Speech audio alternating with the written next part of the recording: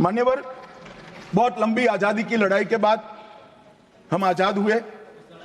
जब हम आजाद हुए तब दुनिया भर के कई राजनीतिक पंडितों ने कई आगाहियां की थी कि ये देश बिखर जाएगा, शायद बन ही नहीं पाएगा।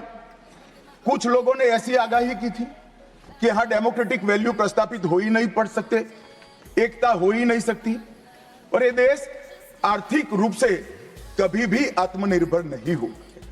और आज जब 75 साल के समय के बाद संविधान को स्वीकार करने के बाद पीछे मुड़कर देखते हैं तो सरदार पटेल का मैं धन्यवाद करना चाहता हूं कि सरदार साहब के अथक परिश्रम के कारण आज देश एक होकर मजबूती से दुनिया के सामने खड़ा।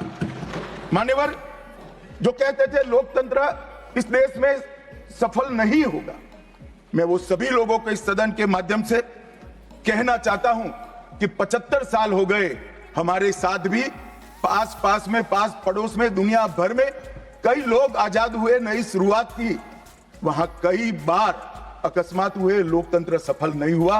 हमारा लोकतंत्र आज पाताल तक गहरा पहुंचा है। अनेक परिवर्तन रक्त की एक बूंद बहाए बगैर हमने करे हैं और विचारधाराओं के आधार पर भी परिवर्तन करे हैं। अनेक तानाशाहों के गुमान, अभिमान और अहंकार को चूर चूर करने का काम इस देश की जनता ने किया है, मगर लोकतांत्रिक तरीके से किया है। और मान्यवर, जो कहते थे कि हम आर्थिक रूप से आत्मनिर्भर नहीं हो पाएंगे, उनको भी हमारी जनता ने, हमारे संविधान की खूबसूरती ने जवाब दिया है।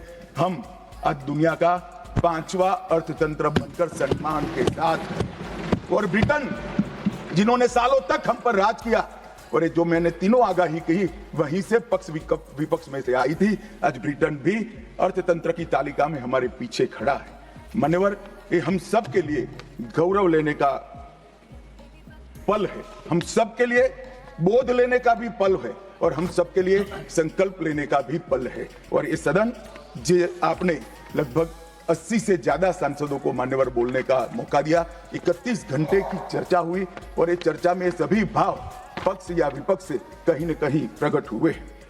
मान्यवर, आज मैं जब यहां आया हूं तब ये बात कहना चाहता हूं कि आज हम जिस मुकाम पर खड़े हैं, उस मुकाम पर महर्षि अरविंद और स्वामी विवेकानंद की वो भविष्यवाणी सच होती दिखाई पड़ती है कि भारत माता अपने दैदीप्यमान ओजस्वी स्वरूप से जब खड़ी होगी तब दुनिया की आंखें चकाचौंध हो जाएगी और पूरी दुनिया वो रोशनी से भारत की ओर देखेगा। वो दिन सच होगा, इसके नजदीक काफी मजल हमने काट ली है। मान्यवर, हमारा संविधान सभा की रचना और संविधान की रचना की प्रक्रिया, ये तीनों एक प्रकार से समग्र विश्व के सभी संविधानों में अनूठे हैं, अलग प्रकार के रहे हैं। हमारे यहां दुनिया का सबसे ज्यादा विस्तृत लिखित संविधान चर्चा के सभी हमारे पारंपरिक लक्षणों को पार करते हुए हमने किया। इस संविधान सभा में 299 सदस्य रहे, 22 धर्म जाति समुदाय के सदस्य रहे, हर प्रिंसली स्टेट का प्रतिनिधित्व रहा, हर राज्य का प्रतिनिधित्व रहा। एक प्रकार से समावेशी प्रतिनिधित्व के साथ भारत का भविष्य तय करना, मतलब संविधान को रचने की हमारी प्रक्रिया आगे बढ़ी। 2 वर्ष 11 माह और 18 दिन तक अहर्निश चर्चा चलती रही, विस्तृत चर्चा चलती रही।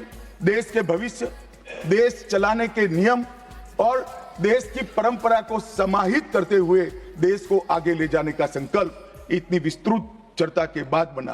13 समितियों में कार्यविभाजन किया गया, 7 सदस्यीय ड्राफ्टिंग समिति बनी और जनता के अभिप्राय के लिए भी शायद ही दुनिया का कोई ऐसा संविधान होगा जिसका ड्राफ्ट पूरी जनता को कमेंट्स के लिए दिया गया और कमेंट्स पर भी बहुत डिटेल चर्चा कर उचित बदलाव भी किए गए।